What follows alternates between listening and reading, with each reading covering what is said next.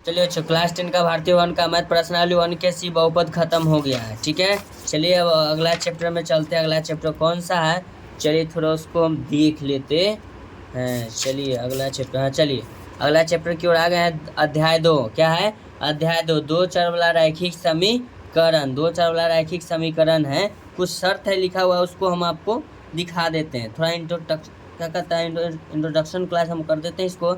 जैसे कहता है ए बराबर बी, तो बी प्लस सी बराबर बी, ए बराबर बी, ध्यान दीजिएगा, तो ए प्लस सी बराबर बी प्लस सी। ठीक है ना, चलिए इसको थोड़ा हम आज क्लास रख देते हैं, थोड़ा इंट्रोडक्शन क्लास, क्या कि दो चर वाला रैखिक समीकरण है।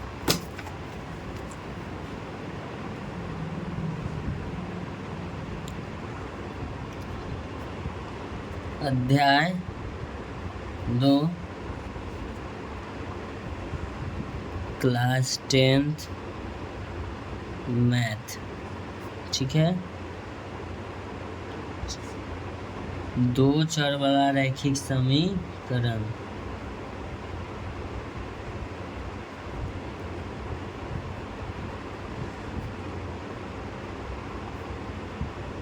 दो चर वाले रैखिक समीकरण युग्म।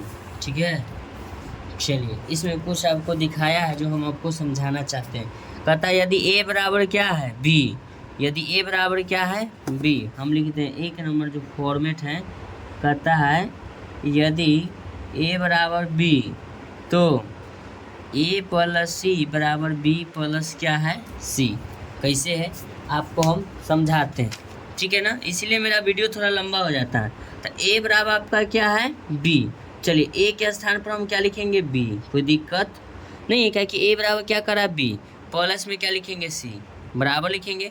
अब b बराबर क्या है a, इसको हम कुछ नहीं करेंगे b प्लस c। अब बताइए दोनों बराबर है, सिर्फ लिखने का क्या है तरीका चेंज, और कुछ नहीं है, सेम है ना, समझ गए ना। चलिए अब क्वेश्चन नंबर हो गया, एक क्वेश्चन नंबर कहते हैं, इसको हमको समझाना है, थोड़ा समझा देते हैं। a बराबर b, तो ध्यान दीजिएगा, कहता है यदि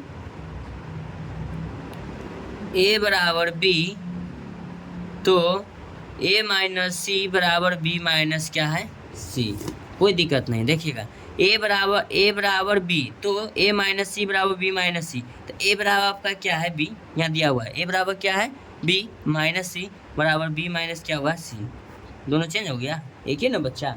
ठीक है, इसीलिए हम बोलते हैं थोड़ा इंट्रोडक्शन क्लास देख लीजिएगा, ठीक है ना, अच्छा खासा रहता है। ठीक है, अब तीसरा नंबर कहता है a बराबर b है। चलिए एक नंबर हुआ, ये दूसरा नंबर हुआ, ये तीसरा नंबर, क्योंकि ये सब आगे आपको आने वाला हो सकता है, तो हम तो शॉर्ट नहीं मारते हैं क्योंकि डिटेल लेकर जाते हैं, इसलिए थोड़ा वीडियो लंबा होता है, एक वीडियो या दो वीडियो, इससे ज़्यादा अपलोड नहीं करते एक दिन में। चलिए क्वेश्चन नंबर 3 का था a बराबर b, a बराबर आपका क्या है b, तो AC बराबर क्या होना चाहिए BC, कोई दिक्कत नहीं। a बराबर आपका क्या है b, तो a बराबर हम b गुना c कर देंगे, कोई दिक्कत, बराबर b गुना c क्या है BC है, कोई दिक्कत नहीं है।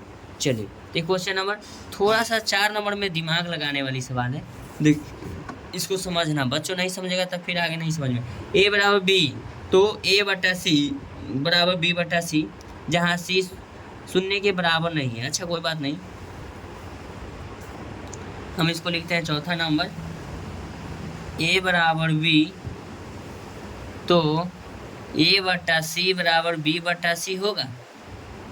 है एक लड़का पूछा होगा, कैसे होगा, चलिए a बराबर क्या है b, a बटा c, कोई दिक्कत नहीं है, तो हम लिख देंगे a के स्थान पर क्या लिखेंगे a के स्थान पर क्या लिखेंगे a हो गया, बटा में क्या लिखेंगे a के स्थान पर b है, a बराबर b है, चलिए इसको b करेंगे, बराबर लिखेंगे b बटा क्या लिखेंगे c, कोई दिक्कत नहीं है। तो b बटा c बराबर b बटा c अलग है, दोनों तो सेम ही है ना।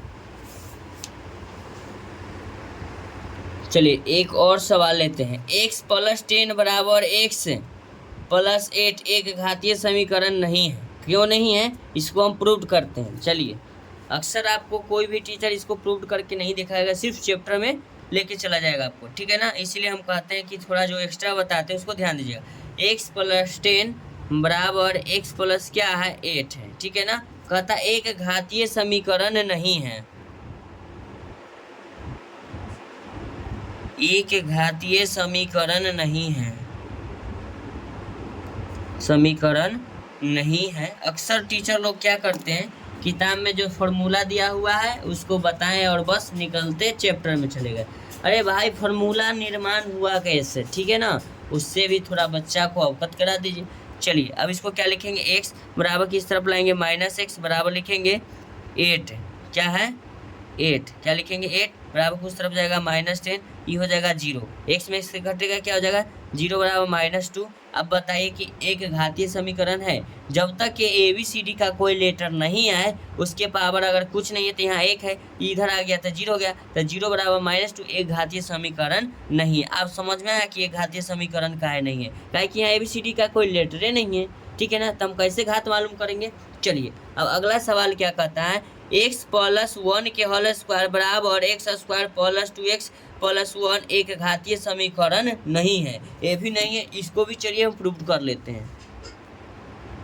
लिखेंगे x + 1 के होल स्क्वायर बराबर x² + 2x प्लस क्या है 1, यही कहता है एक घातीय समीकरण नहीं है। चलिए a + b के होल स्क्वायर हम जानते हैं क्या होता है, a² प्लस में b² प्लस में होता है 2ab के जगह पर 1 रखेंगे, बराबर लिखेंगे x² + 2x प्लस क्या लिखेंगे 1। तो x² 1 का गुना करेंगे 1 से तो 1 होगा, प्लस 2 गुना x कितना होगा 2x, 1 से गुना करेंगे कोई चेंजिंग नहीं होगा। इसको लिखेंगे x² + 2x प्लस में क्या है 1, कोई दिक्कत नहीं है। चलिए इसको हम लिखेंगे x² बराबर किस तरफ लाएंगे -x², फिर 2x प्लस में 2x प्लस बराबर किस तरफ लाएंगे 2x माइनस में, एक प्लस में या प्लस में के बराबर किस तरफ लाएंगे माइनस में, एक माइनस में हो गया, बराबर क्या हो गया 0, ये सब कैंसिल हो जाएगा, 2 में से 2 घटेगा 0 हो जाएगा, 1 में से घटेगा 0, 0 बराबर क्या हो गया 0, यानी कि इसमें ABCD का नामो निशान अंक भी नहीं आया, तो मेरा सब क्या हो गया 0 हो गया, क्या हो गया 0 हो गया। तो इसीलिए हम कहते हैं कि इसको जब समझ लीजिएगा ना तो चैप्टर में बहुत सी आसानी होगी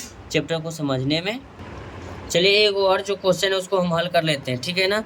इसको कहता है कि x + 1 के होल स्क्वायर प्लस x बराबर x² + 4x + 2, ठीक है। तो a + b के होल स्क्वायर लगाएंगे, a² + b² + 2ab के जगह पर 1 बराबर x² + 4x प्लस क्या है 2, तो लिखेंगे x² बराबर किधर लाएंगे x² माइनस में, फिर लिखेंगे 2 गुना x कितना होगा +1 हो जाएगा ये, अब +2 गुना x कितना हो जाएगा प्लस में 2x होगा, बराबर के इस तरफ नहीं स्टेप एगो छोड़ दें, इसको लिखेंगे x² + 2x + 1 इधर वाला हो जाएगा 1 के स्क्वायर, x² + 4x प्लस क्या है 2 x² माइनस x² प्लस में है 2x² बराबर किधर लाएंगे माइनस में, कितना हो जाएगा 4x, फिर लिखेंगे +1 - 2 बराबर 0 लिखेंगे, प्लस माइनस कैंसिल होगा, माइनस कितना बचेगा 2x, क्या कि 4 की संख्या ज़्यादा है, माइनस में क्या बचेगा 1 बराबर 0 लिखेंगे, बराबर के उस तरफ जाएगा, तो ये आपको हो जाएगा ध्यान दीजिएगा 2x से, ठीक है, माइनस कितना हो जाएगा 2x बराबर +1, क्या होगा +x आया ना, 2x बराबर क्या हो जाएगा आपका +x हो जाएगा, ठीक है ना। तो इसको हम लिख सकते हैं x बराबर लिखेंगे 1/-2 हो जाएगा, क्या कि गुना में न जाके भाग में, यही आपका x का मान होगा, यानी कि इस समीकरण का एक घात है, यहाँ कुछ नहीं तो घात क्या है 1 है। तो इसी तरह चैप्टर स्टार्ट होने से पहले कुछ वीडियो को ध्यान से देख लें इंट्रो क्लास में, ठीक है ना। चलिए अब चैप्टर स्टार्ट करेंगे कल। Thank you so much.